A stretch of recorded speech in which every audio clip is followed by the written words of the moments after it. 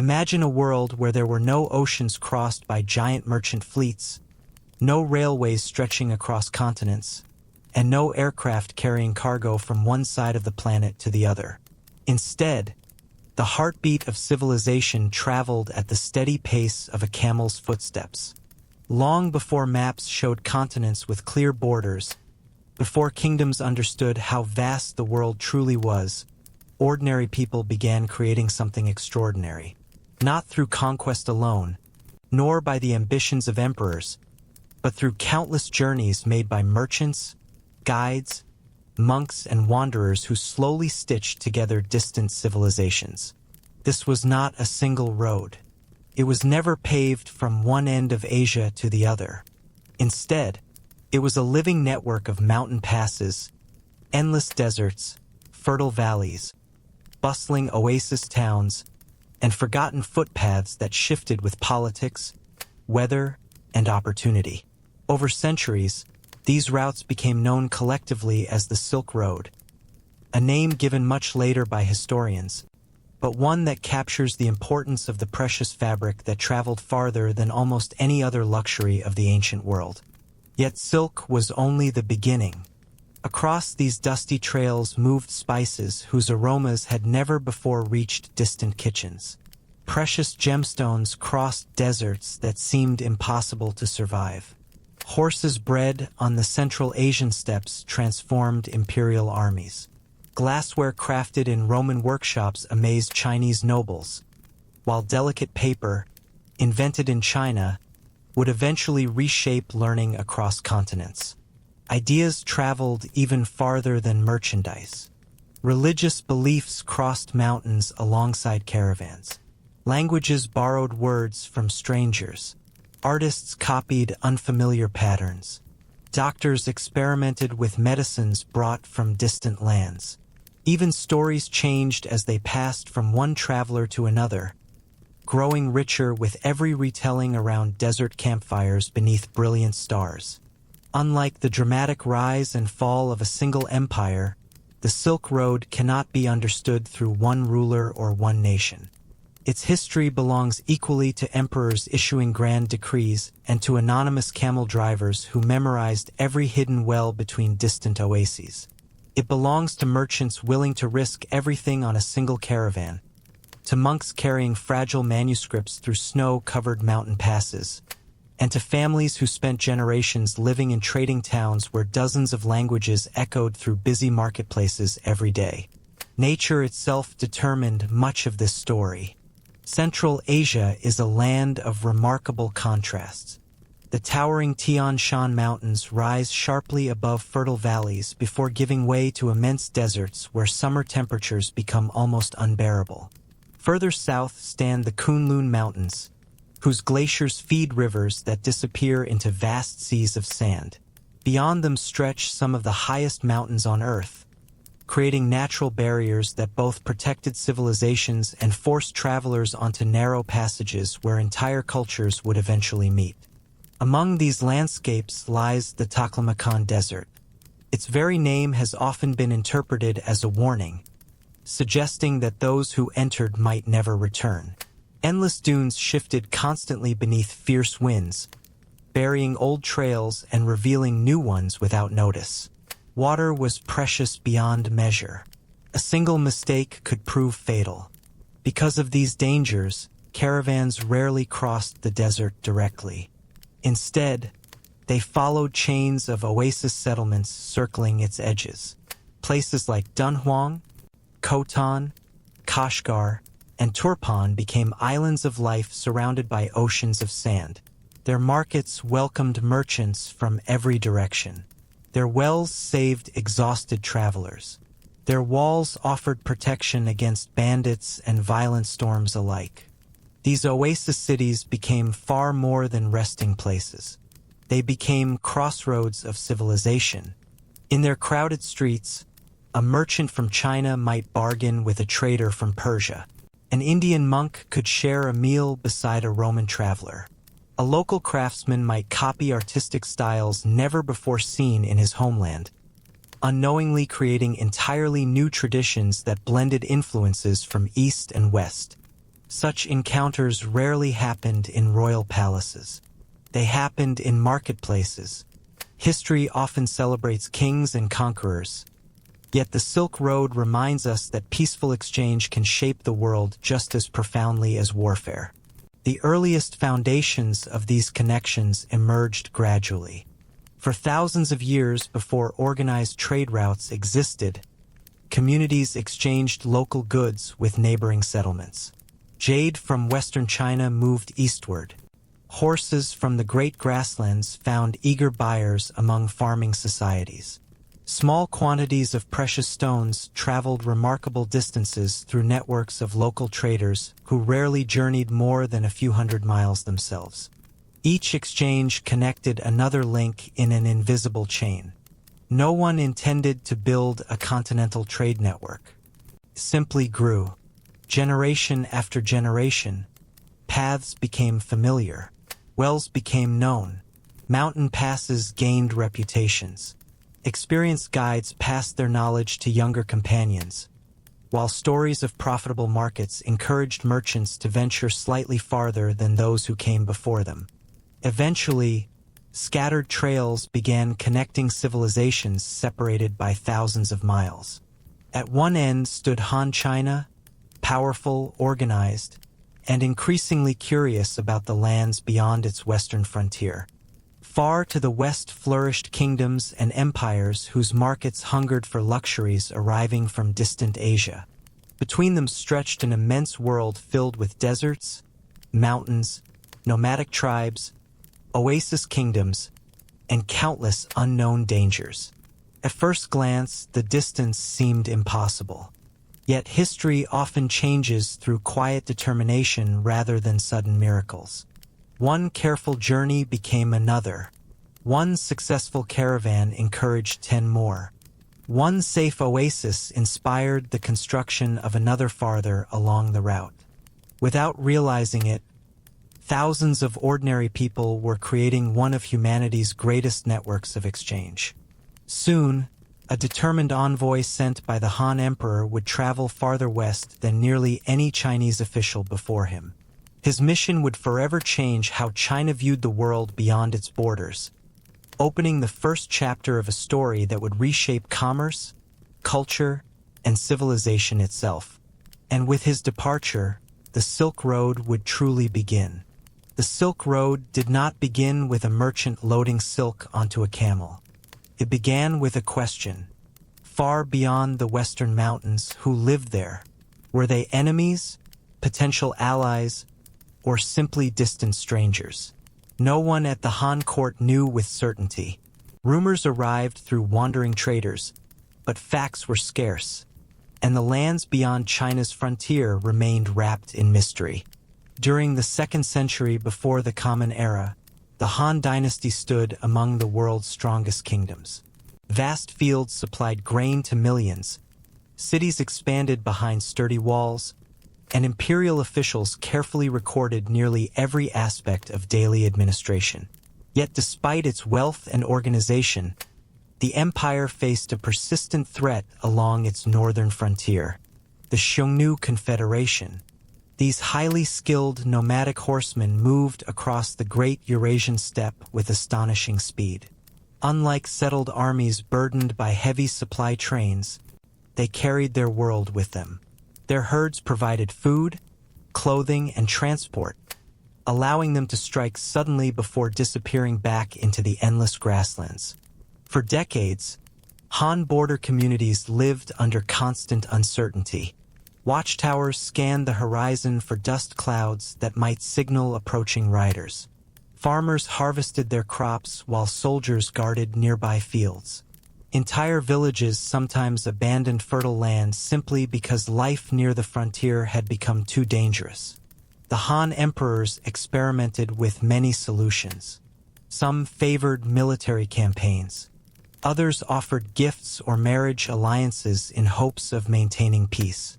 None brought lasting security. When Emperor Wu ascended the throne in 141 BCE, he believed the empire required a different strategy. Rather than simply defending the frontier, he wanted to understand the lands beyond it. Perhaps somewhere far to the west existed powerful peoples who also opposed the Xiongnu.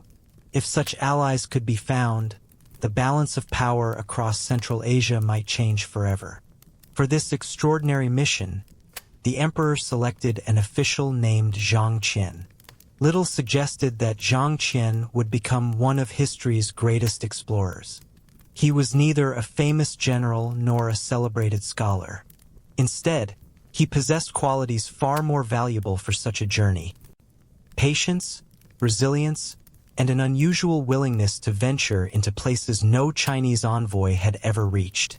In 138 BCE, Zhang Qian departed the Han capital accompanied by a small delegation. Ahead lay thousands of miles of unfamiliar country. There were no reliable maps,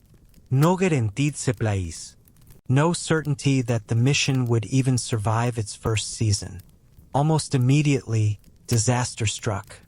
Not long after leaving Han territory, Zhang Qian's party encountered Xiongnu forces.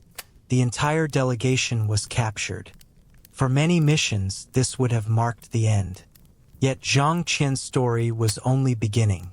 Rather than being executed, he spent years living among the Xiongnu.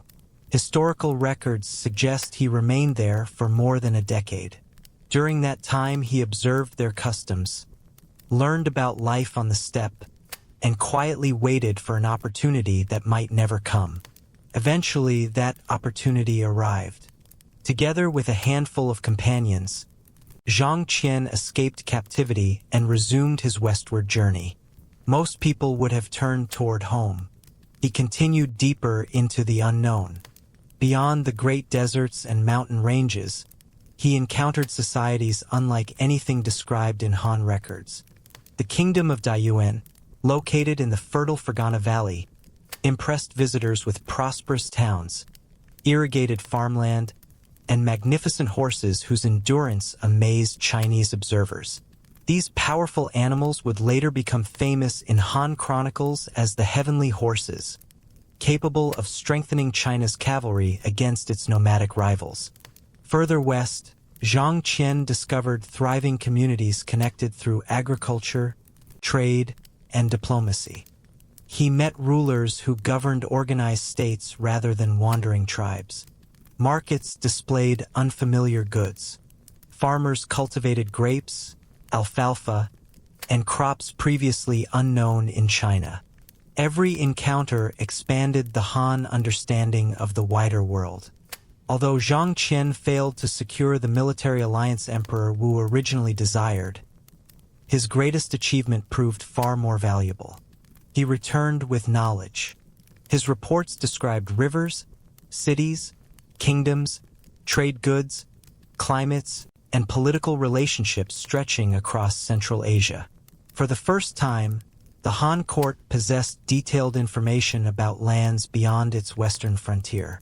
The emperor listened carefully. Maps were revised.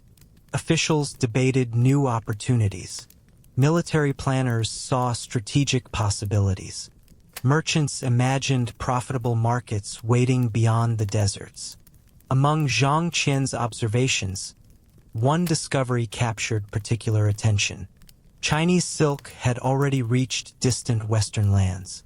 Not through direct trade, but by passing gradually from merchant to merchant across countless local exchanges. This revelation transformed imperial thinking. If silk could travel so far without official support, what might become possible if China actively encouraged long-distance commerce? Soon, frontier garrisons expanded. Roads toward the western regions received greater attention. Diplomatic missions followed the routes Zhang Qian had revealed. Where explorers walked, merchants soon followed. Caravans began assembling near frontier towns. Bundles of silk were carefully wrapped against dust and moisture. Bronze mirrors, lacquerware, iron tools, and fine textiles joined the growing cargo. In return, traders hoped to obtain horses, precious stones, exotic plants, glassware, and countless unfamiliar products from distant lands. None of this happened overnight. The Silk Road emerged gradually, strengthened by each successful expedition. Every caravan carried not only merchandise but confidence. If one returned safely, others became willing to attempt the journey. The dangerous unknown slowly became a recognizable route. Water sources were mapped. Trusted guides earned respected reputations. Oasis settlements welcomed increasing numbers of travelers. Bit by bit, the spaces between civilizations became smaller.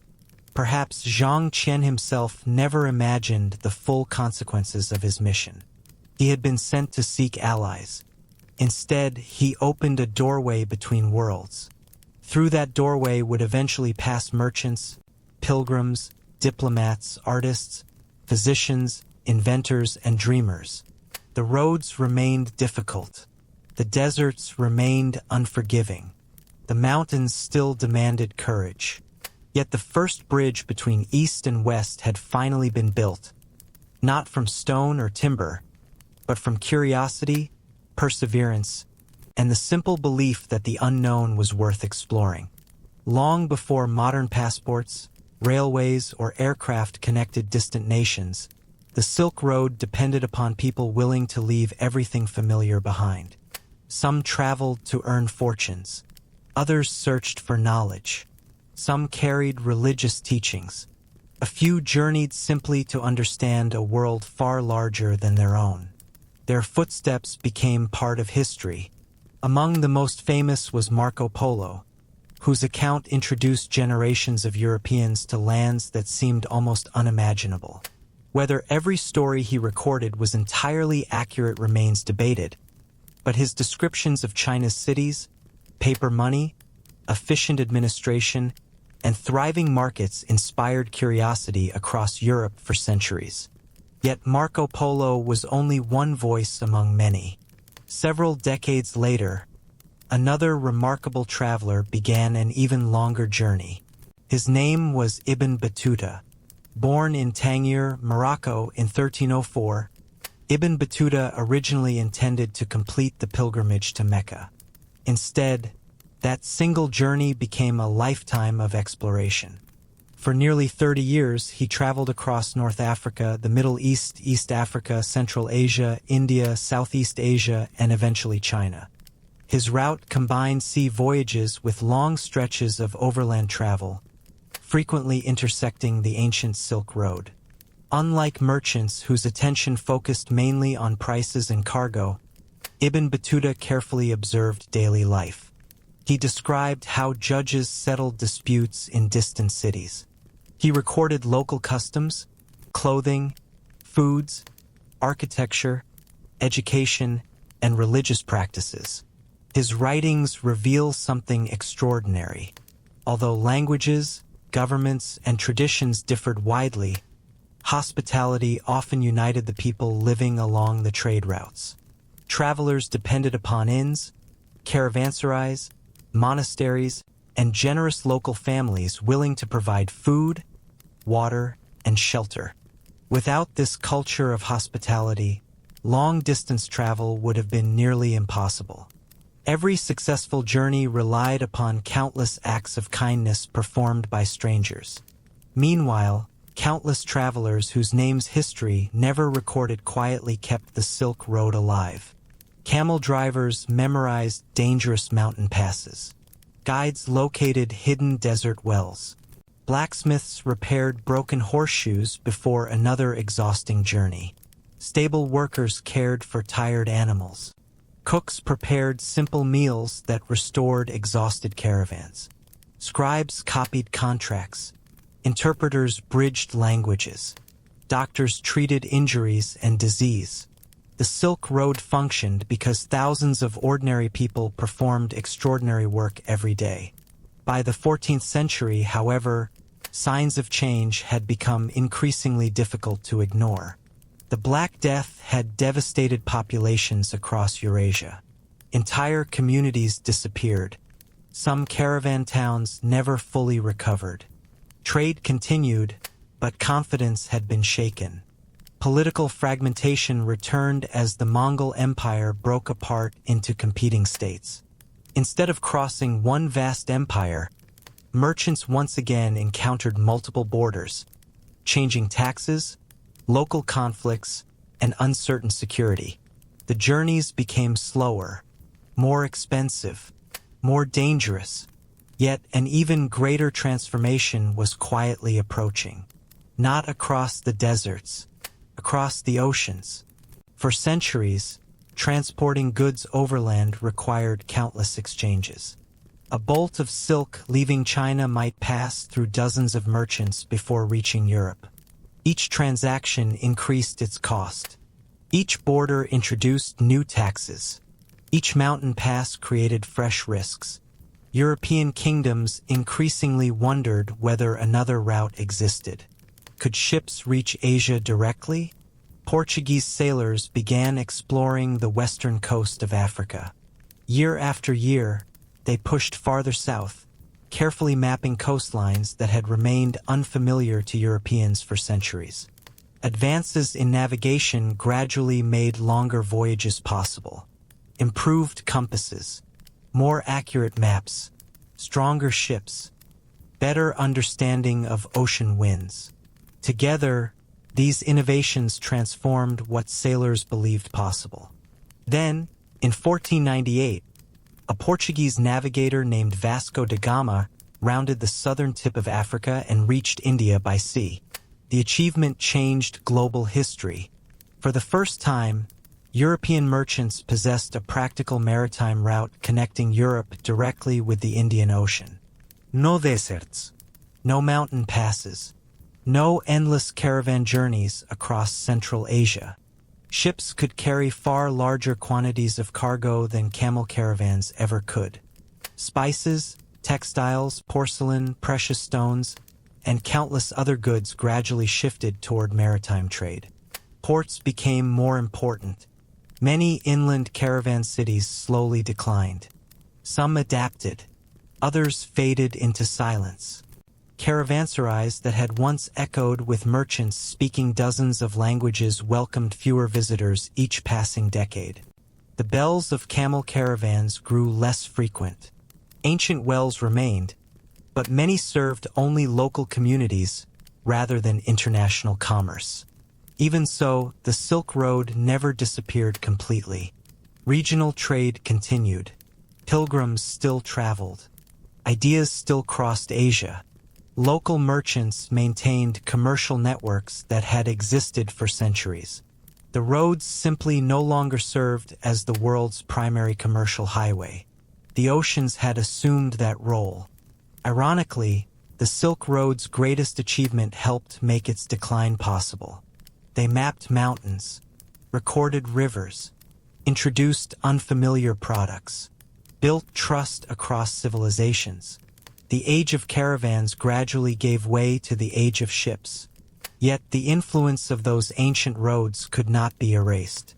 The movement of Buddhism into East Asia, the spread of paper and printing, the exchange of crops, technologies, artistic traditions, scientific knowledge, and religious ideas.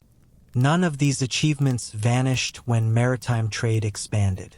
They remained woven into civilizations across Eurasia. The Silk Road had changed the world too deeply to be forgotten. Its physical importance declined. Its historical importance only continued to grow. Even today, archaeologists continue uncovering forgotten caravan towns buried beneath desert sands. Coins found thousands of miles from where they were minted remind us how connected the ancient world truly became. Every discovery tells the same quiet story. The Silk Road was never simply about trade. It was about people choosing connection over isolation. It was about curiosity overcoming distance. And although the caravans gradually disappeared, the human desire to exchange ideas, cultures, and knowledge continued into every age that followed. The ancient roads had fallen quieter, but their legacy was only beginning. By the 1st century before the Common Era, the Silk Road was no longer a collection of uncertain trails explored only by daring merchants. It had become something far greater, caravans moved more frequently across Central Asia, oasis kingdoms prospered from passing trade, and the Han Empire had secured much of its western frontier. Yet one enormous challenge remained. The goods still had thousands of miles to travel before reaching the wealthy cities of the Mediterranean. Between China and Rome stood another great civilization, Parthia. Stretching across the Iranian plateau from Mesopotamia to Central Asia, the Parthian Empire occupied one of the most valuable positions in the ancient world. Its rulers did not simply govern territory. They controlled the gateway between East and West. Every caravan moving toward the Mediterranean eventually entered lands protected by Parthian soldiers, taxed by Parthian officials, and supplied by Parthian merchants. Rather than attempting to manufacture Chinese silk themselves, the Parthians recognized a far more profitable opportunity. They became the world's greatest middlemen. Silk arriving from the east rarely continued unchanged to Rome. Instead, it passed through countless hands. A merchant from Khotan might sell his cargo to a trader in Bactria. That trader transported it to Merv, where another merchant purchased part of the shipment before sending it toward Ctesiphon, the Parthian capital along the Tigris River.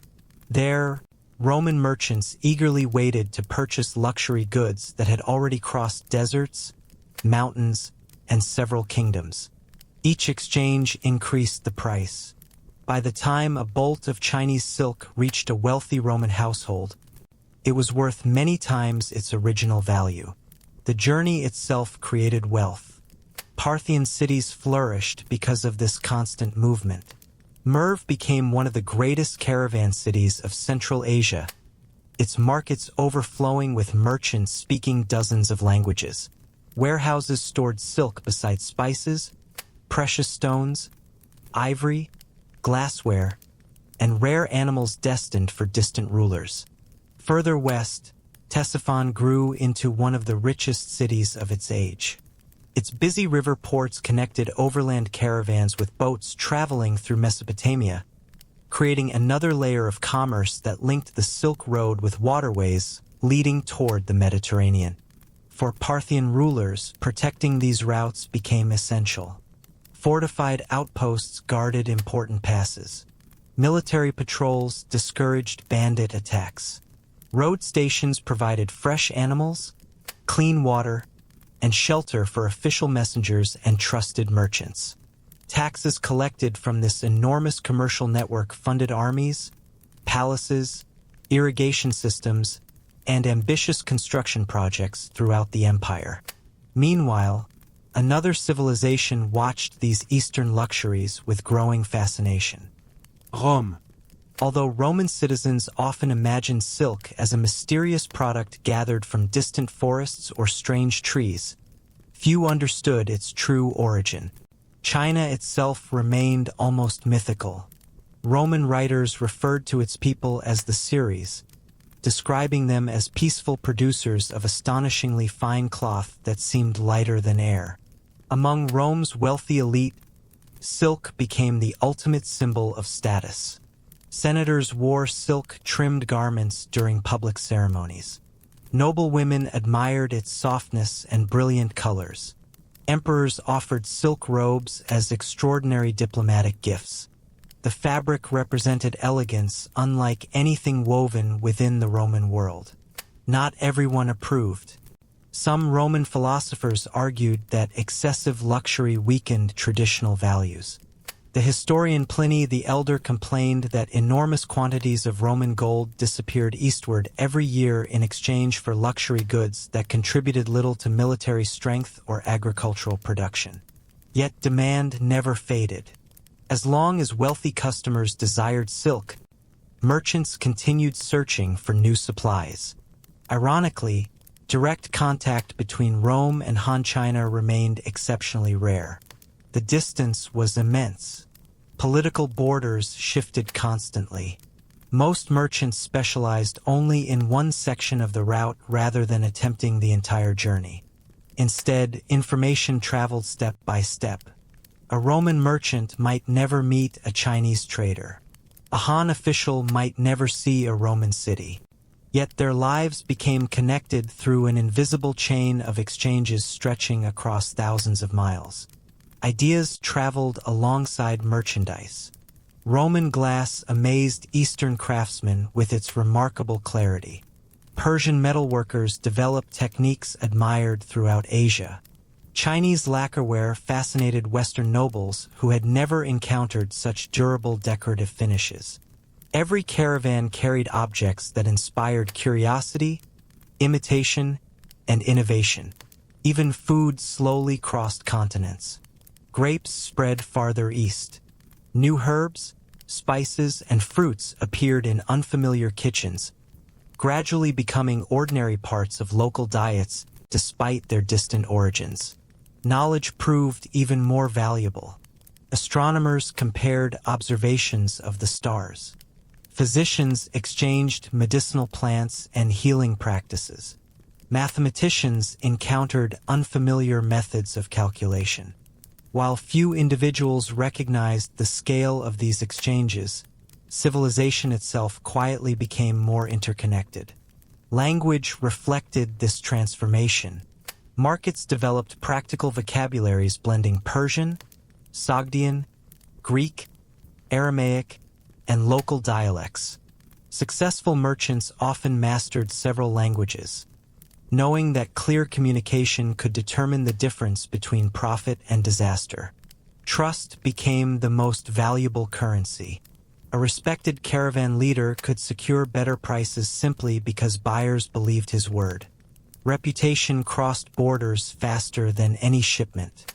Families established partnerships lasting generations, allowing sons and grandsons to continue commercial relationships begun decades earlier. Entire communities built their identities around commerce. Children learned weights, measurements, negotiation, and foreign customs alongside ordinary household skills. Life itself revolved around movement, yet prosperity depended upon peace. Whenever war erupted between Rome and Parthia, commerce slowed.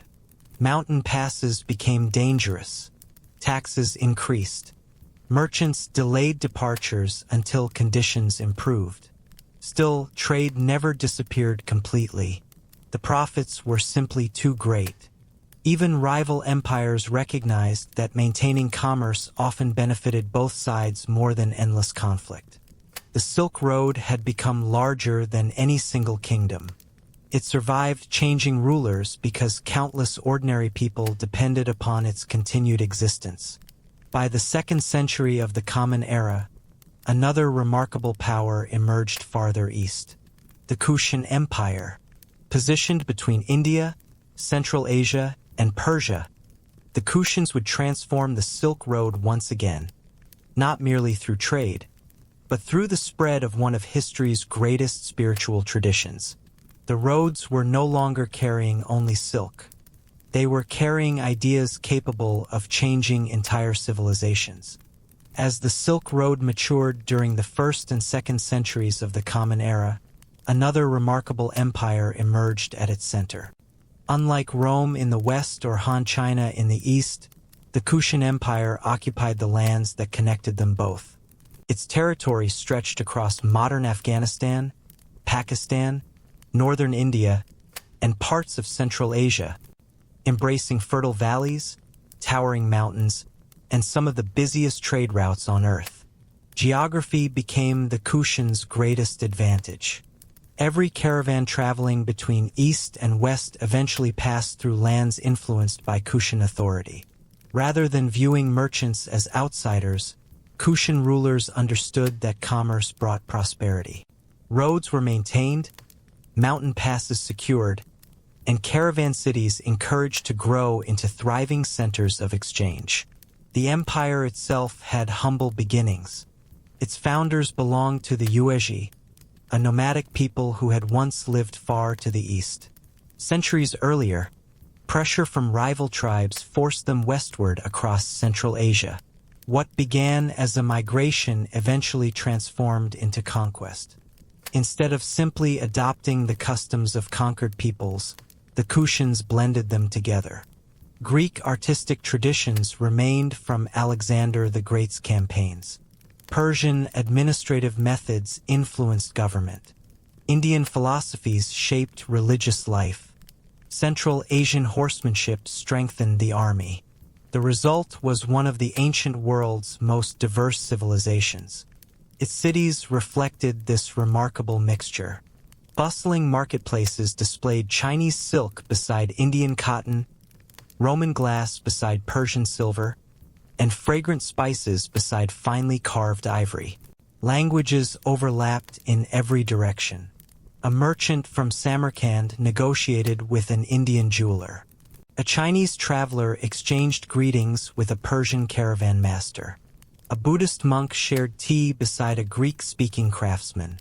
Every marketplace became a meeting place for civilizations.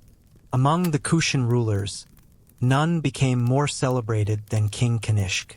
Ascending the throne during the early 2nd century CE, Kanishk inherited an already prosperous kingdom. He transformed it into one of history's greatest cultural crossroads. Unlike rulers remembered only for military victories, Kanishk recognized another source of lasting influence: knowledge, faith, learning. Under his patronage, Buddhist monasteries multiplied across the empire. These were not isolated places devoted solely to prayer.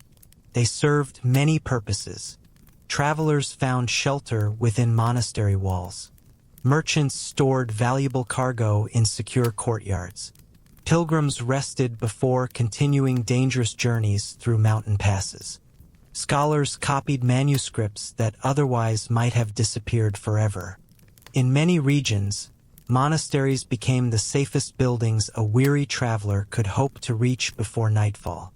As commerce expanded, Buddhism spread alongside it.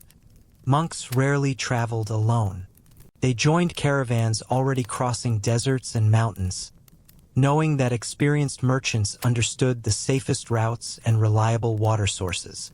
In return, monks often offered literacy, medical knowledge, and spiritual guidance to fellow travelers.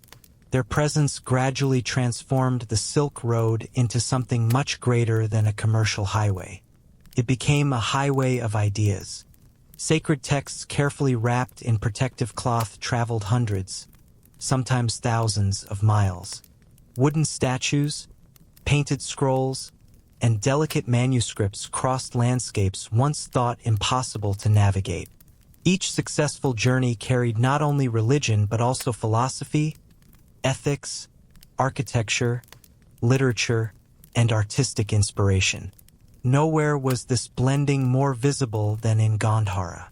Located within the Kushan realm, Gandhara produced an artistic revolution unlike anything seen before. For centuries, Buddhist art had avoided realistic human representations of the Buddha. Under Kushan influence, sculptors adopted techniques inherited from Greek artists.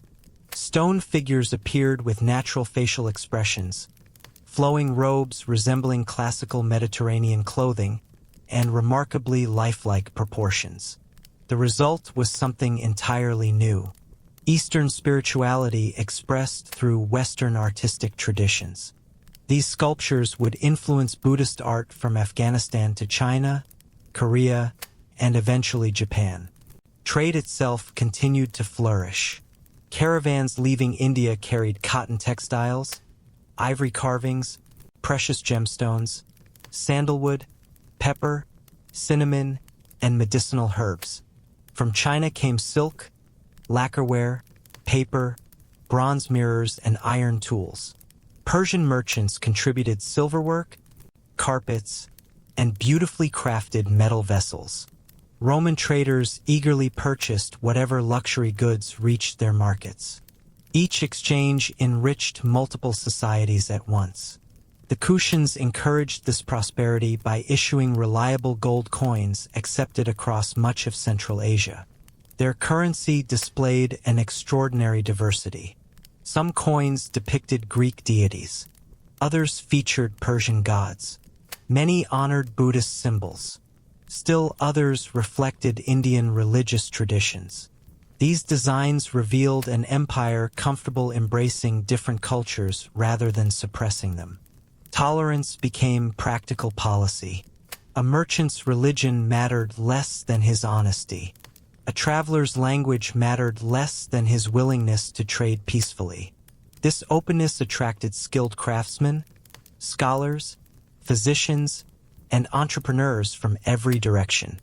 Entire neighborhoods within Kushan cities developed around foreign communities. Even food reflected this diversity. Market stalls offered Chinese noodles beside Indian curries. Fresh grapes from Central Asia appeared alongside dates from Western deserts. Tea, wine, dairy products, dried fruits, and aromatic spices created flavors unknown anywhere else. Ordinary meals quietly told stories of continents becoming connected. Yet life on the Silk Road remained demanding. Crossing the towering Pamir Mountains tested every traveler. Thin air exhausted both humans and animals. Unexpected snowstorms could trap entire caravans for days. Narrow trails clung to cliffs overlooking deep valleys where one misplaced step meant disaster.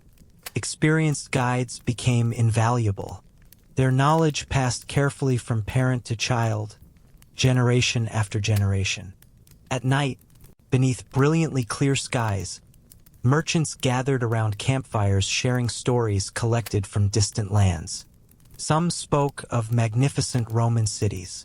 Others described mysterious Chinese palaces. Many repeated legends that blended fact with imagination until neither could easily be separated. These conversations became another form of exchange. Ideas spread as naturally as conversation itself. Without realizing it, thousands of ordinary travelers were reshaping human civilization. The Kushan Empire stood quietly at the center of this transformation. Its rulers protected roads. The cities welcomed strangers. Its monasteries preserved knowledge. Its artists blended civilizations into entirely new forms. For nearly 2 centuries, the empire demonstrated that prosperity often grows not from isolation, but from openness. Yet history never remains still. To the west, powerful forces were gathering across the Iranian plateau. A new Persian dynasty was preparing to replace the Parthians, reorganize the trade routes, and once again reshape the future of the Silk Road. If the Silk Road had an invisible engine, it was not an emperor, a general, or even a wealthy kingdom. It was a people. Scattered across the fertile valleys of Central Asia lived merchants whose names rarely appear in grand historical narratives, yet whose influence reached from the walls of Chang'an to the marketplaces of Persia and beyond. They were the Sogdians. Their homeland lay between the Amu Darya and Sir Darya rivers, centered around prosperous cities such as Samarkand, Bokhara, and Panjaikan. Fed by mountain rivers and surrounded by fertile farmland, these cities flourished in a region that connected every major branch of the Silk Road. Unlike many neighboring empires, the Sogdians did not seek to dominate vast territories through conquest. Their strength came from movement. Commerce became their empire. Generation after generation, Sogdian families built trading networks that stretched farther than almost anyone else dared to travel. A merchant leaving Samarkand might have relatives living in Kashgar, another cousin operating a warehouse near Dunhuang, and business partners waiting in Chinese frontier cities. Their success depended upon trust. Long before banks existed, trust itself became currency. A merchant could travel thousands of miles carrying letters of introduction written by family members. These documents assured distant partners that the bearer was reliable, allowing business to continue without every transaction requiring enormous quantities of silver or gold. In many ways, the Sogdians created one of history's earliest international commercial networks. Information became as valuable as merchandise. Which mountain pass remained open after heavy snowfall? Which oasis had suffered drought? Where had bandits recently attacked? Which ruler had increased taxes? News like this often reached Sogdian merchants before government officials learned of it. Every returning caravan brought not only goods but intelligence. Families carefully recorded these details, passing knowledge from parents to children until experience itself became an inherited asset. Their homes reflected lives spent between worlds. Within a single household, one might hear several languages spoken naturally throughout the day. Children learned Sogdian at home while becoming fluent in Chinese, Persian, or Turkic dialects depending upon where their families traded. This remarkable adaptability allowed them to negotiate comfortably with almost anyone they encountered. Rather than forcing others to understand them, they learned to understand everyone else. The markets of Samarkand perfectly illustrated this diversity.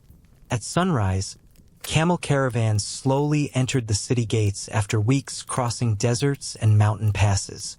The air filled with unfamiliar accents and the steady ringing of camel bells. Porters unloaded tightly wrapped bales of silk beside crates filled with spices whose fragrances drifted through narrow streets. Nearby stood merchants examining Roman glass, Indian ivory, Persian silverware, Chinese lacquer, medicinal herbs, carved jade, colorful carpets, and precious gemstones. Every object carried its own remarkable journey. A single bolt of silk displayed in Samarkand might have passed through half a dozen kingdoms before reaching the marketplace. Likewise, a beautifully crafted Roman glass cup admired in China often changed owners many times before arriving at the imperial court. The Sogdians rarely manufactured these luxury goods themselves. Instead, they mastered something equally important: connection. They understood where products were desired. They knew who could supply them. They recognized opportunities hidden between distant civilizations. This ability transformed relatively small communities into some of the wealthiest trading societies of the ancient world. Yet their influence extended far beyond commerce. Religion traveled alongside merchants. Buddhism continued moving eastward. Zoroastrian traditions remained strong within many Sogdian communities. Later, Christianity and Manichaeism also found followers among merchant families whose constant travel exposed them to many different beliefs. Rather than isolating themselves, they often became bridges between cultures. Temples, shrines, and places of worship stood near busy commercial districts where travelers from every direction gathered. Religious tolerance became practical. Conflict disrupted business. Peace encouraged prosperity. Art reflected this remarkable exchange. Excavations at ancient Sogdian settlements reveal vibrant murals covering palace walls and merchant homes. These paintings portray lively banquets, hunting scenes, foreign ambassadors, musicians, dancers, and caravans loaded with exotic cargo. The clothing itself reveals the interconnected world of the Silk Road. Persian robes appear beside Chinese silks. Indian jewelry accompanies Central Asian boots. Roman-inspired glass vessels decorate tables filled with foods gathered from several continents. Every image tells the story of civilizations meeting peacefully through everyday commerce. Women also played important roles within Sogdian society. While husbands sometimes spent months or even years traveling, wives frequently supervised family businesses at home. They managed finances, negotiated local sales, organized warehouses, and maintained correspondence with relatives scattered across Asia. This partnership helped ensure that commerce continued regardless of where individual merchants happened to be. The roads themselves demanded extraordinary preparation. Experienced caravan leaders calculated every stage of the journey. Camels required water, fodder, and rest. Pack animals carried carefully balanced loads because uneven weight could cause injuries long before reaching the next oasis. Guards traveled alongside valuable cargo, while guides memorized hidden wells known only to experienced desert travelers. A successful expedition depended upon hundreds of small decisions made correctly every single day. Failure often meant financial ruin, sometimes much worse. Sandstorms could bury equipment beneath towering dunes. Mountain avalanches blocked vital passes. Disease spread quickly among exhausted travelers living closely together for weeks at a time. Bandits watched isolated stretches of road hoping to surprise vulnerable caravans. Yet despite these dangers, the Sogdians rarely abandoned their profession. The rewards justified the risks. Prosperity spread beyond individual families. Entire towns expanded because successful merchants invested their profits in irrigation systems, workshops, caravan inns, libraries, and beautiful homes. Children received better education. Craftsmen found new customers. Farmers supplied larger populations. Trade strengthened nearly every aspect of daily life. Chinese officials came to value Sogdian expertise so highly that many settled permanently within Tang China during later centuries. Some entered government service. Without the Sogdians, the Silk Road would have remained a collection of disconnected regional markets. Instead, it evolved into an integrated commercial system capable of linking civilizations separated by thousands of miles. Their greatest achievement was not measured in gold or silk. It was measured in relationships. By building trust across cultures, languages, and religions, the Sogdians proved that cooperation could travel farther than conquest. But while merchants quietly connected the world, powerful rulers to the west were preparing to reshape the political landscape once again. A new Persian dynasty was rising from the ashes of Parthia. In the early 3rd century of the Common Era, the balance of power across the Silk Road shifted once again. For nearly 5 centuries, the Parthian Empire had stood between east and west, guiding caravans through its territories and growing wealthy from the steady movement of trade. But even great empires eventually weaken. Internal rivalries divided powerful noble families.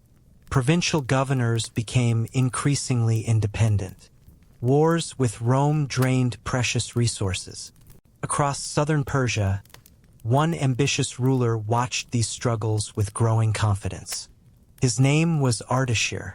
Around the year 224 CE, Ardashir defeated the last Parthian king and founded a new empire that would dominate the Iranian plateau for more than 400 years. History remembers it as the Sasanian Empire. Unlike their predecessors, the Sasanians believed in strong central authority. They reorganized the government, strengthened the army, improved taxation, and sought tighter control over every important road that crossed their lands. Among those roads, none proved more valuable than the Silk Road. The Sasanian rulers understood a simple truth. Every caravan represented opportunity. Silk, spices, gemstones, ivory, perfumes, paper, and precious metals all passed through Persian territory on their long journey between Asia and Europe. Protecting these routes meant protecting the empire's prosperity. Almost immediately, new investments appeared across the trade network. Military garrisons guarded vulnerable mountain passes. Fortified caravan stations were repaired or expanded. Road inspectors monitored important crossings. Tax officials carefully recorded valuable cargo entering and leaving imperial territory. To many merchants, these changes brought reassurance.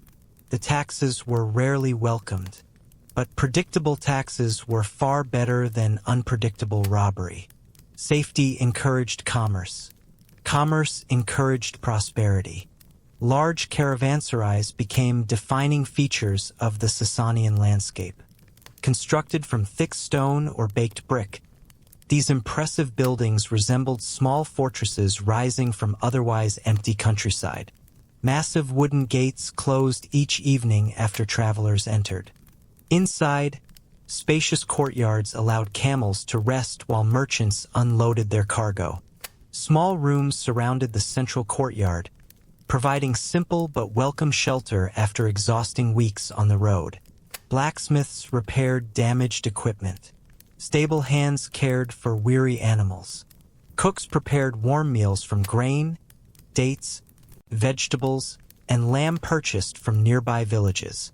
Water cisterns collected precious rainwater, while deep wells supplied travelers throughout the year. As darkness settled across the desert, caravanserais became surprisingly lively places. Around shared fires, strangers exchanged stories gathered from opposite ends of the known world. A merchant from India described busy ports along the Arabian Sea. A Chinese traveler spoke of magnificent cities beyond the Gobi Desert. Persian guides discussed recent political changes that might affect future journeys. Every conversation carried useful information. Knowledge spread naturally wherever people gathered. The Sasanians also promoted their ancient faith. Zoroastrianism became closely associated with imperial authority. Across the empire, sacred fire temples stood as symbols of order and continuity. Priests carefully tended flames that burned continuously, representing purity, truth, and divine wisdom. Many merchants paused before beginning difficult journeys, offering prayers for safe passage across dangerous mountains and deserts. Yet, despite supporting one official religion, the Silk Road remained remarkably diverse. Buddhist monks continued traveling eastward. Christian communities established churches in important trading cities. Jewish merchants maintained commercial networks stretching across multiple empires. Manichaean missionaries carried their teachings through Central Asia. The roads connected beliefs just as effectively as they connected markets. Sasanian cities reflected this diversity. Ctesiphon, the imperial capital beside the Tigris River, became one of the largest cities on Earth.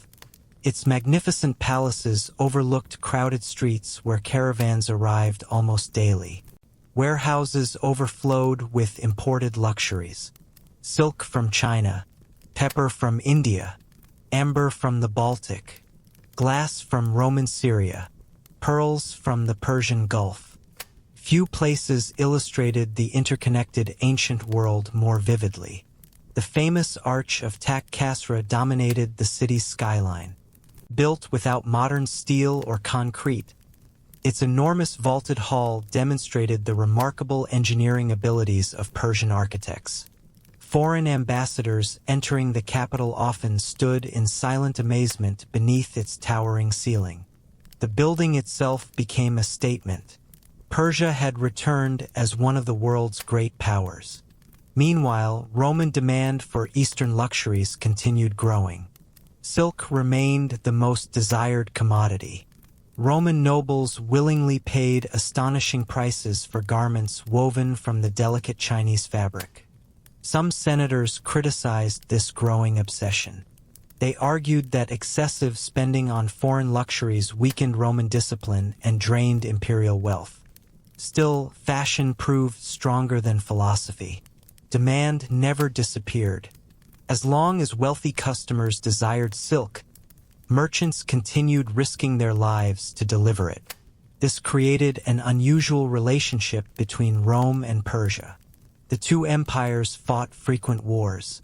Border fortresses changed hands repeatedly.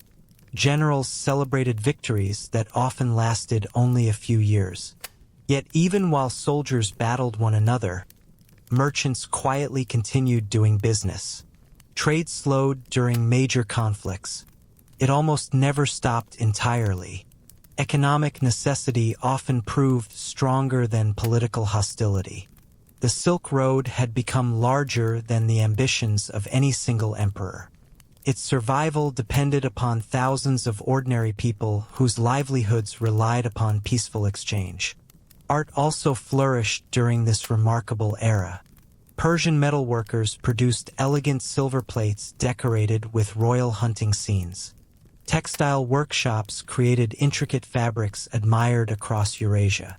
These beautiful objects traveled almost as widely as silk itself, influencing artistic traditions far beyond Persian borders. Education benefited as well. Medical knowledge expanded as physicians compared treatments learned in different civilizations. Scholars copied manuscripts that preserved mathematics, philosophy, geography, and literature for future generations. Ideas crossed borders more quietly than armies. Their influence often lasted much longer. Yet the world beyond Persia continued changing. Across Central Asia, new peoples were beginning to reshape the old trade routes. In China, powerful dynasties were preparing to reunify a divided empire. The greatest age of the Silk Road had not yet arrived. Its busiest caravans, richest cities, and most extraordinary cultural exchanges still lay ahead. Soon, under the Tang Dynasty, the roads between East and West would experience a golden age unlike anything the ancient world had ever witnessed. By the early 7th century, the Silk Road had survived wars, changing dynasties, shifting alliances, and countless natural disasters. Its foundations had been tested for nearly 800 years. Now it was about to experience its greatest age. In 618 CE, the Tang Dynasty rose to power in China, bringing an era of stability, confidence, and remarkable cultural achievement. Unlike many rulers who viewed distant lands with suspicion, the Tang emperors understood that prosperity often arrived with foreign merchants, skilled craftsmen, scholars, and travelers. Their capital, Chang'an, became the center of that vision. No city on earth matched its scale. Surrounded by towering walls that stretched for miles, Chang'an covered an immense area carefully divided into neighborhoods, official districts, markets, gardens, temples, and imperial palaces. More than 1 million people may have lived within and around its walls, making it one of the largest cities the ancient world had ever known. For visitors arriving after months crossing deserts and mountains, the city must have seemed almost unbelievable. Wide avenues stretched in perfect order toward the horizon. Horse-drawn carts rolled beside camel caravans. Government officials in elegant robes walked alongside merchants from lands thousands of miles away. Every street seemed to carry the sound of another language. The Western markets became the beating heart of international commerce. At sunrise, their gates opened to a flood of activity. Silk merchants carefully unfolded shimmering fabrics beneath wooden awnings. Persian jewelers displayed silver bowls engraved with royal hunting scenes. Indian traders unpacked fragrant spices whose scents drifted through the morning air. Arab merchants offered incense and perfumes. Sogdian caravan leaders negotiated prices while translators moved effortlessly between conversations spoken in Chinese, Persian, Turkic dialects, Sanskrit, and many other languages.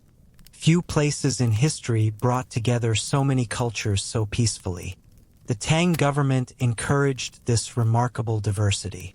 Foreign merchants received official licenses that allowed them to conduct business legally. Warehouses stored imported goods safely until taxes were paid. Officials inspected weights and measurements to reduce fraud and maintain confidence in the markets. Law and order became valuable commodities themselves. A merchant who believed his cargo would be protected was far more willing to return. To support the growing trade, the Tang invested heavily in infrastructure. Roads leading west were repaired and expanded. Beacon towers stood across frontier regions, sending messages by smoke during the day and fire at night whenever danger threatened. Postal stations provided fresh horses for government couriers while also offering food, shelter, and water to weary travelers. Military garrisons secured vulnerable passes through the Gansu Corridor and the Darim Basin, reducing the threat of bandit attacks that had long troubled caravans. With greater security came greater confidence. Caravans became larger than ever before. Some stretched for hundreds of meters across the open landscape. Rows of sturdy Bactrian camels carried silk, porcelain, tea, lacquerware, paper, bronze mirrors, and iron tools towards Central Asia. Returning caravans brought magnificent horses from the Fergana Valley, Persian silverwork, precious stones from India, glassware from the Middle East, and rare plants that Chinese gardeners eagerly cultivated. Every successful journey strengthened the network. Every safe arrival encouraged another departure. Commerce flourished because people trusted the roads. Yet trade was only part of the Tang achievement. Knowledge traveled just as freely. Among the countless travelers passing through Chang'an was one man whose determination would become legendary. His name was Xuanzang. Born during the early Tang period, Xuanzang devoted his life to Buddhist learning. He believed that many scriptures available in China contained errors introduced through generations of translation. To understand Buddhism completely, he decided to travel directly to India, the birthplace of the faith. The government initially refused permission for such a dangerous expedition. Undeterred, Xuanzang quietly departed in 629 CE under the cover of darkness. His journey became one of history's greatest expeditions. He crossed the scorching Gobi Desert where water could disappear for days at a time. He climbed the snow-covered Tian Shan Mountains, where freezing winds threatened both men and animals. He crossed dangerous passes through the Pamirs and continued south toward India, visiting monasteries, universities, and sacred sites that few Chinese had ever seen. For more than 16 years, he traveled across Asia. He studied with respected Buddhist scholars. He copied manuscripts by hand. He collected hundreds of sacred texts that filled dozens of pack animals for the long return journey. His journey was celebrated not as an act of personal courage alone, but as a triumph of knowledge. Teams of scholars spent years producing accurate Chinese editions that would shape East Asian Buddhism for centuries. His detailed travel records also became an extraordinary historical source. Rather than simply describing temples, Xuanzang carefully documented geography, agriculture, politics, languages, customs, and economies across Central Asia and India. Future generations gained an unmatched picture of life along the Silk Road during its golden age. Religious tolerance became another hallmark of Tang society. Buddhist monasteries stood beside Taoist temples. Nestorian Christian churches welcomed worshippers from Western Asia. Zoroastrian fire temples served Persian communities. Foreign merchants practiced their beliefs openly, contributing to an atmosphere where commerce and culture flourished together. Music reflected the same diversity. Imperial orchestras performed melodies inspired by Persia, Central Asia, and India. Foreign dancers entertained audiences at court. Even fashion changed. Silks embroidered with Persian motifs appeared among the nobility. Foreign riding coats became popular. Cosmetics, jewelry, and hairstyles borrowed ideas from distant civilizations, creating styles unlike those seen in earlier dynasties. Chang'an became far more than China's capital. It became the crossroads of the known world. It carried stories, ideas, languages, beliefs, dreams. At the height of the Tang Dynasty, the Silk Road achieved something extraordinary. It connected civilizations not through conquest, but through curiosity and exchange. For a brief moment in history, thousands of miles of mountains, deserts, and valleys became a bridge rather than a barrier. Far beyond China's western frontier, new powers were rising. A rapidly expanding faith born in Arabia would soon reshape the political map of Asia, introducing fresh opportunities, new challenges, and another remarkable chapter in the long story of the Silk Road. The middle of the 7th century marked one of the most remarkable transformations in the history of the Silk Road. For centuries, Merchants had crossed deserts and mountains through lands governed by many different kingdoms and empires. Every frontier often meant a new language, a different tax, unfamiliar laws, and uncertain alliances. Then, almost within a single century, a new civilization expanded with astonishing speed. It began in the Arabian Peninsula. In 610 CE, the Prophet Muhammad began preaching a message that would unite tribes which had long been divided by rivalry and tradition. Within decades, Islam spread far beyond Arabia. After Muhammad's death in 632 CE, successive caliphs led armies and diplomats across the Middle East, bringing Syria, Egypt, Persia, and much of Central Asia into a rapidly growing Islamic world. The expansion changed political boundaries, but it also transformed commerce. Cities that had once belonged to the Byzantine and Sasanian empires now became connected within a single commercial sphere. Merchants traveling from the Mediterranean toward Central Asia encountered fewer political barriers than before. For the Silk Road, this brought new opportunities. Trade became faster. Communication became easier. Markets grew larger. Among the greatest beneficiaries was a city that would soon become the intellectual heart of the medieval world. Baghdad, founded in 762 CE by the Abbasid Caliph al-Mansur, Baghdad rose along the banks of the Tigris River, not far from the old Sasanian capital of Ctesiphon. Carefully planned as a circular city, it quickly attracted merchants, scholars, physicians, craftsmen, and travelers from every corner of the known world. Within only a few generations, Baghdad had become one of the wealthiest cities on earth. Its markets overflowed with goods arriving from every direction. Chinese silk shimmered beneath colorful awnings. Indian spices filled the air with the scent of cinnamon, cardamom, cloves, and pepper. Ivory carvings stood beside Persian carpets.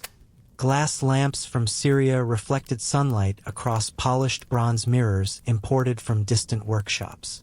Every street seemed alive with commerce. But Baghdad became famous for something even more valuable than luxury goods: knowledge. The Abbasid caliphs believed that learning strengthened civilization. Rather than rejecting foreign ideas, they actively sought them. This vision gave birth to one of history's greatest centers of scholarship. The House of Wisdom, known in Arabic as Beit al-Hikmah, it became a place where scholars translated books from Greek, Persian, Syriac, Sanskrit, and other languages into Arabic. Philosophers studied Aristotle alongside Indian mathematics. Physicians compared Greek medical theories with Persian experience. Astronomers examined observations gathered from China, India, and the Middle East. Ideas traveled the Silk Road just as surely as silk itself. Paper played a crucial role in this intellectual revolution. For centuries, China had closely guarded the techniques for making paper. Documents elsewhere were often written on expensive parchment or fragile papyrus. Paper was lighter, cheaper, easier to produce. According to later historical traditions, Chinese papermakers captured after the Battle of Talas in 751 CE shared their knowledge in Central Asia. Whether every detail of that story is accurate remains uncertain, but by the 8th century paper workshops certainly appeared across the Islamic world. The innovation transformed education. Books became more affordable. Libraries expanded rapidly. Government officials kept better records. Merchants maintained detailed accounts of distant transactions. Scholars copied thousands of manuscripts that might otherwise have disappeared forever. The Silk Road was no longer simply carrying finished products. Muslim merchants became among the world's most accomplished traders. Trust remained essential, but now written documentation made large-scale trade more reliable than ever before. Arabic gradually became one of the great commercial languages of Eurasia.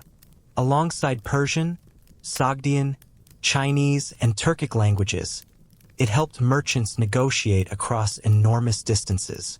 Many successful traders became fluent in several languages, allowing them to operate comfortably in cities separated by thousands of miles. Religion itself encouraged movement.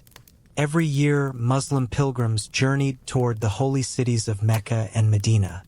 Many combined pilgrimage with commerce, exchanging goods as they traveled. These journeys strengthened commercial networks linking Central Asia, Persia, Arabia, North Africa, and beyond. Meanwhile, Buddhism continued flourishing farther east. Christian communities remained active in many cities. Jewish merchants maintained far-reaching partnerships across the Mediterranean and Asia. The Silk Road remained remarkably diverse despite changing political leadership. Daily life in the caravan cities reflected this diversity. At dawn, merchants inspected camels before beginning another stage of their journey. Blacksmiths repaired broken horseshoes and damaged harnesses. Scribes prepared contracts for valuable shipments. Money changers exchanged coins minted by distant rulers. Life depended upon cooperation. Every profession contributed to the smooth movement of people and goods. Even food illustrated the growing interconnected world. Rice from Asia appeared beside wheat from western fields. Sugar became increasingly common. Citrus fruits spread into new regions. Coffee had not yet transformed global trade, but countless other crops were already crossing continents through merchant networks established over generations. The Silk Road had become something far greater than a trade route. It was now an ecosystem. Every successful caravan supported farmers, craftsmen, translators, guides, stable workers, innkeepers, scholars, and governments across thousands of miles. Yet while the Islamic Golden Age brought remarkable stability to many regions, history was preparing another dramatic transformation. Far beyond the settled cities of Persia and China, deep within the vast grasslands of Mongolia, a child was growing up whose name would one day become known across nearly every corner of Eurasia. His empire would unite more of the Silk Road than any ruler before him. And under his descendants, the ancient routes would experience one final golden age before beginning their long decline. In the early 13th century, the world witnessed a transformation unlike anything in previous history. Across the endless grasslands of Mongolia, scattered tribes that had long competed for survival were brought together under the leadership of one remarkable man. His name was Temujin. History would remember him as Genghis Khan. To many settled civilizations, the arrival of the Mongols appeared terrifying. Cities that resisted were sometimes destroyed with astonishing speed, and stories of their conquests spread across Eurasia faster than the armies themselves. Yet beyond the battlefield, another story quietly unfolded. The Mongols created the largest continuous land empire the world had ever seen. From the forests of Eastern Europe to the shores of the Pacific Ocean, from the frozen plains of Siberia to the mountains of Persia, an immense territory came under one political authority. For the Silk Road, this changed everything. For centuries, merchants crossing Asia had encountered dozens of kingdoms, each with different taxes, laws, currencies, and military conflicts. Under Mongol rule, much of that fragmented landscape became connected. The old trade routes did not disappear. They became part of a single imperial network. Historians later called this remarkable period the Pax Mongolica, the Mongol Peace. The name did not mean the empire was free from violence. Rather, it described an unusual period in which long-distance travel became safer and more predictable than it had been for generations. The Mongol rulers understood that trade strengthened their empire. Every successful caravan generated taxes. Every merchant carried information. Every diplomat created new opportunities. Protecting travelers became an imperial priority. Mounted patrols rode across vulnerable stretches of the Silk Road. Bandits faced severe punishment. Officials inspected important crossings while local governors repaired bridges, roads, and wells damaged by weather or neglect. Perhaps the greatest innovation was the yam. Relay stations stood at regular intervals, stocked with fresh horses, food, and lodging. Although designed primarily for government communication, the network also benefited merchants, diplomats, and trusted foreign visitors. Information moved faster than ever before. A political change in Persia could become known in northern China within weeks instead of months. Merchants adjusted their plans accordingly.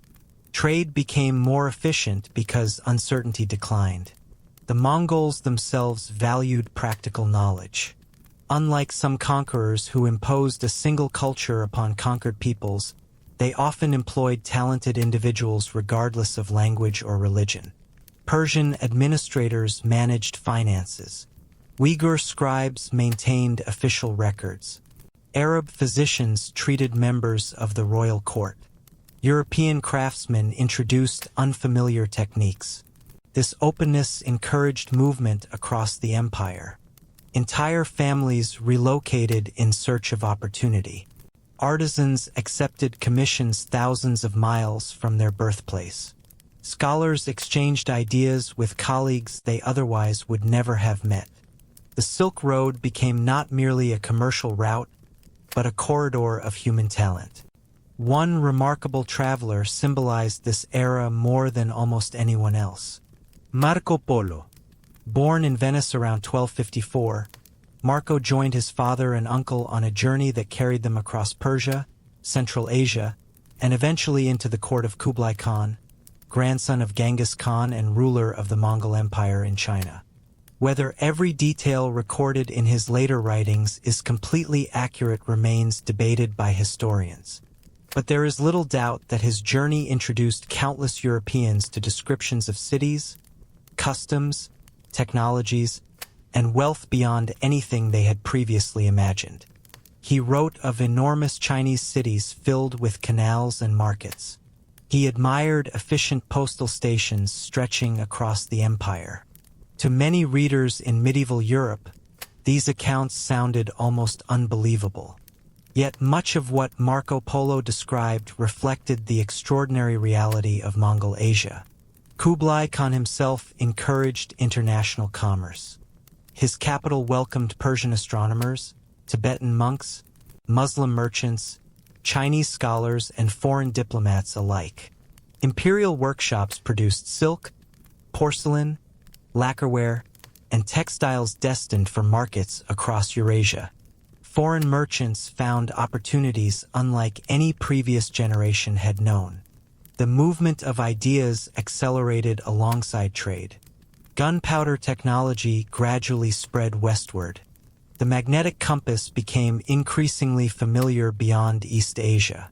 Paper manufacturing expanded across new regions. Printing techniques inspired fresh approaches to preserving knowledge. Mathematics, astronomy, geography, and medicine all benefited from greater contact between civilizations. The Silk Road had become a vast classroom. Yet greater connection also carried hidden dangers. Caravans did not transport only silk and spices. Rats traveled aboard supply wagons. Fleas lived unnoticed among animals. Diseases crossed borders just as easily as merchants. In the middle of the 14th century, a devastating pandemic swept across Eurasia. Known today as the Black Death, it likely spread through interconnected trade routes linking Central Asia, the Middle East, and Europe. Entire cities lost enormous portions of their populations. Commerce slowed dramatically. Fear replaced confidence. The same roads that had united civilizations now revealed how deeply connected those civilizations had become. Despite these hardships, the Mongol era left an enduring legacy. Never before had so many cultures interacted across such vast distances with such regularity. Maps improved. Geographical knowledge expanded. Diplomatic missions increased.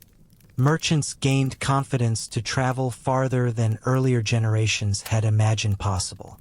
For a brief moment, it seemed that the entire Eurasian continent had become part of one immense conversation. But every empire eventually changes. By the late 14th century, the Mongol Empire fragmented into rival states. Political unity faded. Regional conflicts returned. The long era of Mongol stability gradually disappeared. Still, the memory of that remarkable age endured. Travelers remembered safer roads. Merchants remembered thriving markets. Scholars remembered the exchange of ideas that had transformed entire civilizations. The Silk Road had reached its greatest geographical extent. Its next chapter would belong not to conquerors alone, but to explorers, sailors, and a changing world where the sea would slowly begin to rival the ancient roads across the heart of Asia. Long before the Silk Road became famous, the greatest obstacle between China and the civilizations of Central Asia was not an army. It was the desert. Stretching across what is now western China lay one of the harshest landscapes on Earth, the Taklamakan Desert. Covering more than 300,000 square kilometers, it appeared almost endless to those standing at its edge. Towering dunes rolled toward the horizon like frozen waves, while scorching summer temperatures gave way to bitter winter nights. The desert seemed almost alive. Strong winds constantly reshaped the sand, burying old trails and revealing new ones without warning. Wells that travelers depended upon could disappear beneath drifting dunes, while familiar landmarks vanished after a single storm. Even experienced guides respected its dangers. Ancient travelers often described the silence as unsettling. During the day, only the wind disturbed the emptiness. At night, beneath brilliant stars untouched by modern light, caravans gathered around small fires, knowing that a wrong decision the following morning might cost every life in the expedition. Crossing such a landscape directly was almost impossible. Instead, merchants learned to travel around its edges. Along the northern and southern borders of the Taklamakan, rivers descended from snow-covered mountains before disappearing into the desert sands. Around these precious water sources, life flourished. These places became the oasis kingdoms. Though small compared with mighty empires like Han China or Rome, their importance cannot be overstated. Without them, the Silk Road would never have survived. Each oasis offered something priceless: fresh water, shade, food, security, hope. After days or even weeks crossing barren wilderness, the sight of green trees rising above the horizon brought immense relief. Palm groves, vineyards, orchards, and irrigated fields surrounded settlements built from mud brick and timber. Wells overflowed with cold mountain water carried through carefully maintained canals, while market streets filled with voices speaking languages from every corner of Asia. One of the easternmost gateways was Dunhuang. Standing where China gradually gave way to the deserts beyond, Dunhuang became both a frontier fortress and a cultural crossroads. Han officials established military garrisons nearby to protect travelers leaving imperial territory, while merchants purchased final supplies before entering the wilderness.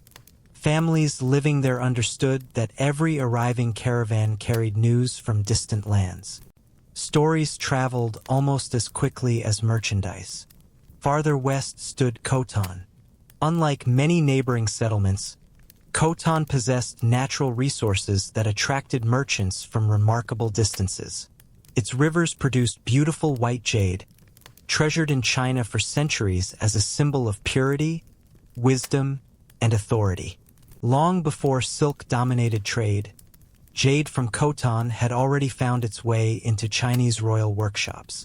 As commerce expanded, Khotan became famous for much more than precious stone. Its markets displayed carpets, fruit, leather goods, and finely crafted jewelry. Local farmers cultivated mulberry trees, while artisans quietly learned techniques that transformed the town into an important producer of silk itself. Another great oasis, Kashgar, occupied perhaps the most strategic position along the entire Silk Road. Situated where routes from China, India, Persia, and the Central Asian steppes converged, Kashgar welcomed an astonishing variety of travelers. A merchant arriving there might hear Persian, Sogdian, Chinese, Sanskrit, Turkic dialects, and several local languages spoken within a single afternoon. Business depended upon communication. Many traders became multilingual simply through daily necessity. Children growing up in Kashgar often learned several languages naturally, helping family businesses negotiate with foreign customers. These skills became valuable assets passed from one generation to the next. Despite their prosperity, the oasis kingdoms remained vulnerable. Their fertile fields depended entirely upon mountain rivers.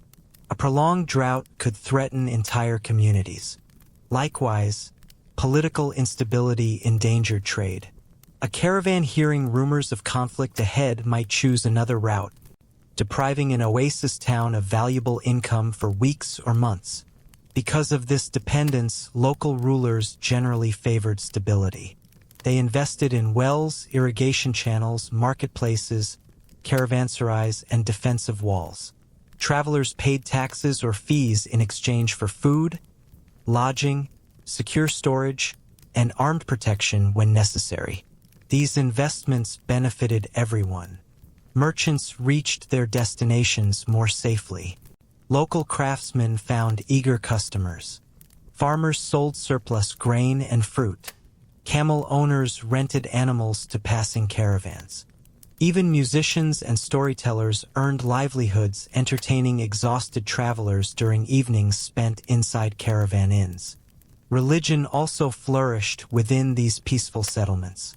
Unlike isolated villages, oasis cities constantly welcomed strangers bringing unfamiliar beliefs.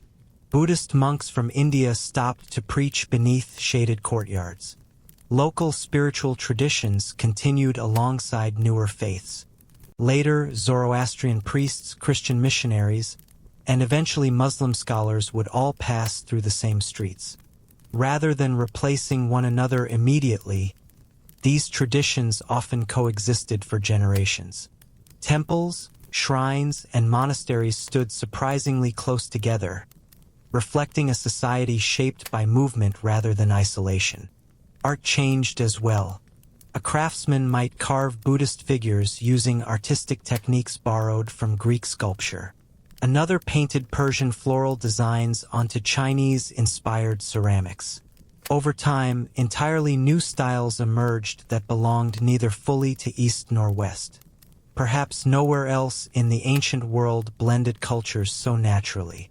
The oasis kingdoms became living laboratories of civilization. Yet prosperity demanded constant vigilance.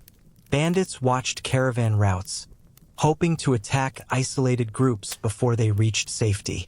Nomadic raiders occasionally threatened exposed settlements. Local rulers therefore maintained watchtowers, trained guards, and forged alliances with neighboring kingdoms whenever possible. Still, danger never disappeared completely. Every caravan master understood that success depended upon careful planning. Departure dates followed the seasons. Guides memorized every reliable water source. Camels were loaded with remarkable precision, balancing food, trade goods, spare equipment, and precious water. One forgotten supply could become fatal hundreds of miles from the nearest oasis. Yet despite these challenges, the system worked. Year after year, generation after generation, the oasis kingdoms transformed impossible distances into manageable stages of travel. Without their wells, markets, and hospitality, silk would never have reached Rome. Without their translators, diplomats could not negotiate across cultures. Without their monasteries, many sacred texts might never have survived their long journeys.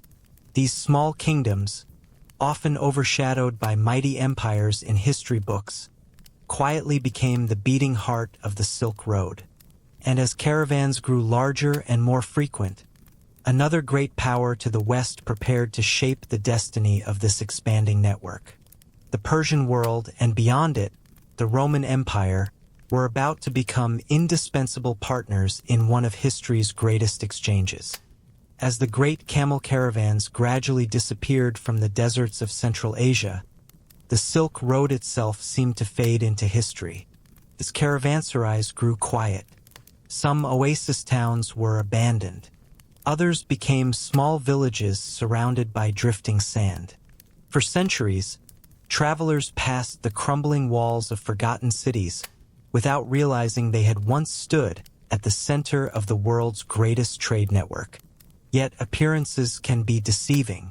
The Silk Road never truly vanished.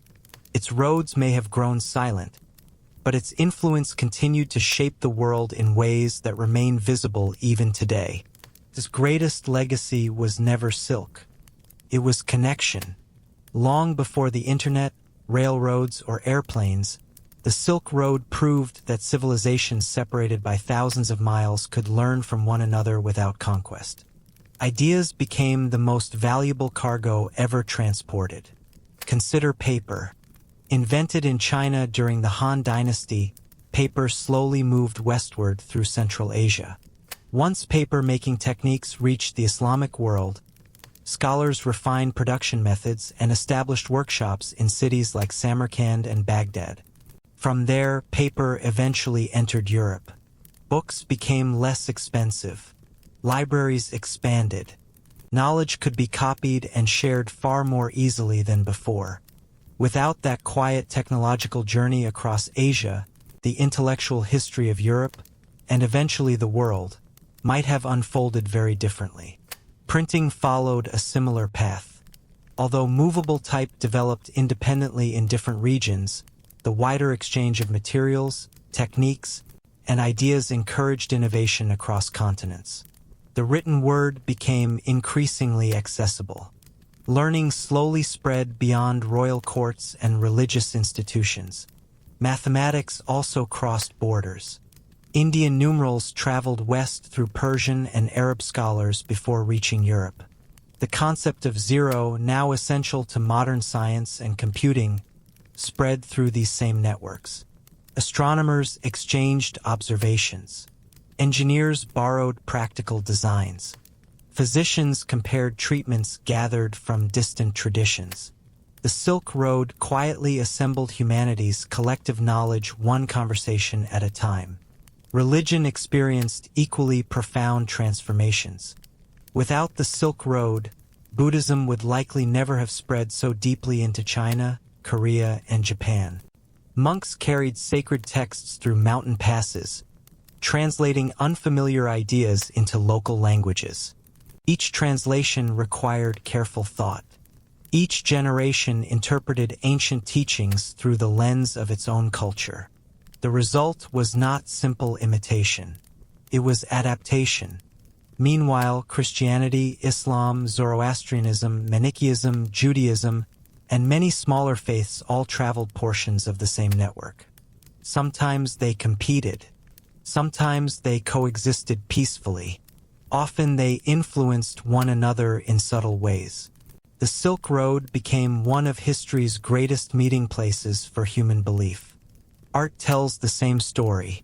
Walk through museums today, and you will find Buddha statues carved with Greek-inspired features.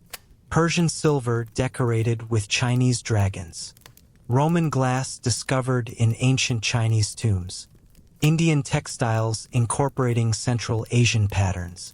These objects remind us that creativity rarely develops in isolation. Artists constantly observe, borrow, adapt, and improve. The Silk Road encouraged exactly that process. Food also became a silent ambassador between civilizations. Peaches traveled west. Grapes spread east. Walnuts, pomegranates, carrots, spinach, citrus fruits, sesame, and countless spices gradually entered new regions. Today, Many national cuisines include ingredients that originated thousands of miles away. Most people never realized those flavors once crossed deserts on the backs of camels. Language absorbed these exchanges as well. Words migrated alongside merchandise. Commercial terms, place names, religious vocabulary, and scientific concepts crossed linguistic boundaries generation after generation. Many modern languages still contain traces of these ancient encounters. Even diplomacy evolved. As merchants learned to negotiate across cultures, rulers gradually recognized the value of peaceful exchange. Embassies became more common. Treaties grew more sophisticated. Translation itself became an honored profession. Understanding another culture increasingly became a source of strength rather than weakness. Perhaps the Silk Road's greatest lesson concerns diversity. The merchants who prospered most were rarely those who feared strangers. Success belonged to those willing to listen, to learn another language, to respect unfamiliar customs, to adapt without abandoning their own identity. The road rewarded curiosity, punished arrogance. This lesson remains surprisingly relevant. Our modern world often feels entirely different from the ancient one. Cargo aircraft replace camel caravans. Container ships carry more goods in a single voyage than ancient empires transported in years. Digital communication crosses continents in seconds. Yet the principle remains unchanged. Civilizations advance when knowledge moves freely. Innovation grows through exchange. In many ways, today's global economy follows paths first explored by Silk Road merchants more than 2,000 years ago. Modern rail lines connecting China and Europe often trace routes remarkably similar to the ancient caravan roads. International trade agreements continue linking continents. Scientists collaborate across borders. Universities welcome students from every nation. The methods have changed. The purpose has not. Archaeologists continue uncovering forgotten settlements beneath the deserts of Xinjiang, Uzbekistan, Iran, and Mongolia. Each discovery reveals another fragment of humanity's shared story. A child's toy carved from distant wood. A merchant's letter preserved in dry sand. A coin minted thousands of miles away. A scrap of silk folded carefully beside a traveler who never completed the journey. These ordinary objects remind us that history belongs not only to emperors and conquerors. It belongs equally to anonymous merchants, translators, guides, monks, craftsmen, camel drivers, and families who quietly built connections across impossible distances. They rarely imagined that future generations would remember them. Yet together they transformed the course of civilization. The Silk Road was never simply a road. It was an idea. The belief that distant people could meet peacefully. That knowledge became richer when shared. That commerce could build bridges where politics often built walls. As monuments may crumble. As caravan trails may disappear beneath shifting sands. But its legacy survives every time cultures exchange ideas instead of fear. Every time strangers become partners.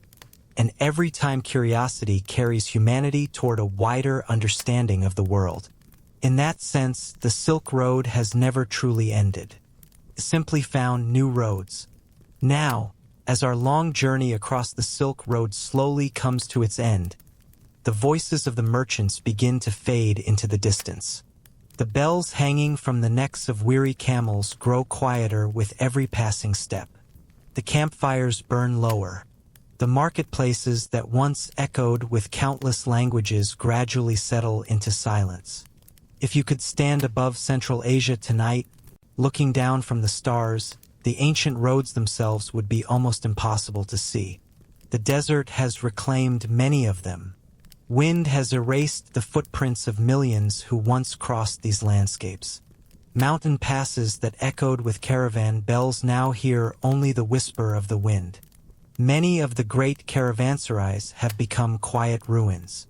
Walls that once sheltered travelers from every corner of the known world now stand beneath open skies, visited only by archaeologists, wandering shepherds, or the occasional curious traveler searching for traces of forgotten history.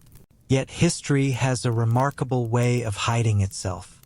A single broken piece of pottery, a weathered bronze coin, a faded manuscript buried beneath dry desert sand.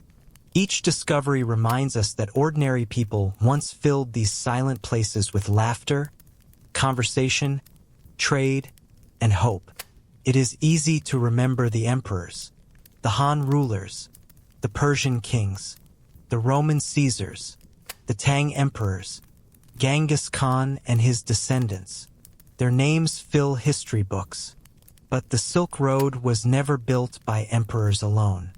It belonged to countless ordinary people, to the camel driver who knew every hidden well between two distant oases, to the merchant who spent months away from home hoping one successful journey would provide a better future for his children, to the translator patiently helping strangers understand one another, to the blacksmith repairing broken wagon wheels before sunrise, to the innkeeper preparing warm bread for exhausted travelers arriving after weeks in the desert, to the monk carefully protecting sacred manuscripts from dust and rain, to the physician carrying medicinal herbs across mountains so that unfamiliar remedies might save unfamiliar lives.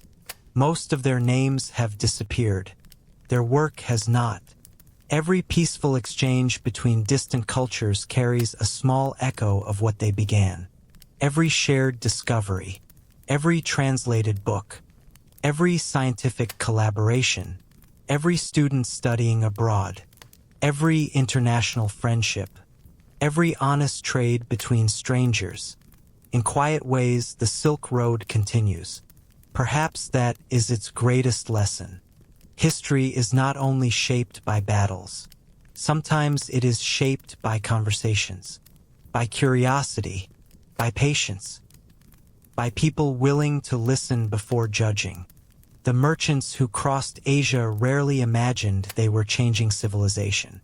They simply loaded their camels, counted their supplies, checked the weather, said goodbye to their families, and started walking, step after step, season after season, generation after generation. Without realizing it, they connected worlds. The deserts they crossed remain much the same today. The Taklamakan still stretches across western China. The Pamir Mountains still rise toward the sky. The valleys of Samarkand remain fertile. The old cities still stand, though many now welcome tourists instead of caravans. If you visit them today, you may still find narrow streets where merchants once bargained over silk and spices. You may see ancient walls warmed by the same afternoon sunlight that illuminated travelers nearly 2,000 years ago. And if you pause long enough, if you let the modern world become quiet, perhaps you can almost imagine the distant sound of camel bells drifting across the desert wind. Perhaps you can picture lanterns glowing outside a caravanserai, merchants sharing tea after another difficult day, children listening to stories about places they have never seen, scholars comparing books written in unfamiliar languages, friends laughing despite speaking different tongues. For a brief moment in history, the Silk Road proved something extraordinary, that the greatest distances between people are not always measured in miles. Sometimes they are measured in understanding. And understanding grows only when people are willing to travel toward one another. Our own world often feels larger than ever. Ideas now travel in seconds. Voices cross oceans instantly. Knowledge reaches every corner of the planet with remarkable speed. The methods have changed. The human desire to connect has not. See the last caravan disappearing beyond the horizon. Watch the evening light settle over distant mountains. Listen as the wind slowly smooths away the final footprints in the sand. The road becomes quiet. The campfires fade into glowing embers. The hope that beyond every horizon waits not only another destination, but another story, and perhaps that has always been the true treasure of the Silk Road. Not the silk, not the gold, not the spices, but the countless human stories carried gently across the world, one careful step at a time. Thank you for traveling these ancient roads together. Now, the desert is peaceful once more, and it is finally time to rest. Now, there is nowhere left to travel tonight. The long roads have carried us across deserts, over mountain passes, through bustling marketplaces, beside quiet monasteries, and into the courts of emperors whose kingdoms have long since become history. Now, those roads can finally rest. Imagine yourself standing on a gentle hillside overlooking an ancient caravan route just after sunset. The last merchants of the day have already passed. Their camels have disappeared beyond the distant horizon. Only faint footprints remain in the soft sand. A cool evening breeze drifts across the valley. The heat of the day slowly fades from the earth. Above you, one by one, stars begin to appear. There are no city lights, no engines, no hurried voices, only silence. Somewhere far away, perhaps carried by the wind itself, a single camel bell rings one last time before disappearing into the night. Then, nothing, only peace. Take a slow breath. Imagine the cool desert air filling your lungs. Then gently let it go. There is nothing to accomplish now. No destination waiting. No mountain left to cross. No bargain left to negotiate. The journey is complete. Perhaps, not far from where you stand, an old caravanserai waits beneath the stars. Its thick stone walls still hold the warmth gathered during the day. Inside, lanterns burn softly. Their golden light flickers across quiet courtyards where travelers have already fallen asleep. The camels rest peacefully. Their slow breathing blends with the whisper of the evening wind. The horses lower their heads. Even the birds have found their places for the night. A kettle rests above fading coals. The scent of warm tea lingers gently in the cool air. Somewhere nearby, an old storyteller quietly closes his final book. His stories have all been told. The listeners have drifted into comfortable sleep. There is no need for another tale tonight. Outside the walls, the desert stretches endlessly beneath the moonlight. The dunes glow with soft silver light. They seem almost like gentle waves upon a quiet ocean. The wind slowly smooths every footprint left behind during the day, as if the earth itself is carefully tucking the road beneath a blanket of sand. Nothing is hurried. Nothing asks anything of you. The mountains beyond the horizon stand exactly as they have for thousands of years. Patient, still, watching countless generations come and go. They watched the first merchants. They watched monks carrying sacred books. They watched explorers searching for distant kingdoms. They watched families building new homes beside ancient roads. And tonight, they quietly watch over your journey as well, exactly as they guided travelers centuries ago. Now they ask nothing of you. They simply shine, calm, steady, unchanging. Perhaps you can imagine lying beneath a warm blanket beside the ancient road. The earth feels comfortably cool beneath you. The breeze brushes softly across the landscape without making a sound. Somewhere far away, water moves quietly through a small stream fed by distant mountains. The steady rhythm blends with the silence. Everything feels peaceful. Everything feels safe. The worries of today belong to another world. The concerns of tomorrow have not yet arrived. Only this quiet moment exists. Only this peaceful night. The Silk Road has finally become silent. No merchants hurry toward distant cities. No guards call from watchtowers. No marketplace echoes with voices. Everything has settled into perfect stillness. If you look across the valley one final time, you may notice that the old road itself almost disappears beneath the moonlight. It no longer feels like a road at all. It feels like a memory, a beautiful one carried gently through history. And now, that memory can simply drift away, like sand carried softly by the evening wind, like the fading glow of distant lanterns, like the final footsteps of a caravan disappearing beyond the horizon. Allow your breathing to become slower, gentler, more comfortable. There is nowhere left to go, nothing left to remember, nothing left to understand. History can rest now. The merchants are asleep. The monks are asleep. The travelers are asleep. The cities are quiet. The mountains are quiet. Even the desert itself seems to breathe slowly beneath the stars. And perhaps it is time for you to do the same. Thank you for spending this quiet journey together. May your sleep be deep. May your dreams be gentle. And may tomorrow greet you with the same quiet curiosity that once inspired countless travelers to follow the ancient roads toward a brighter horizon. For now, the lanterns have gone out. The stars remain. The wind whispers softly across the empty sands. Good night. Sleep well.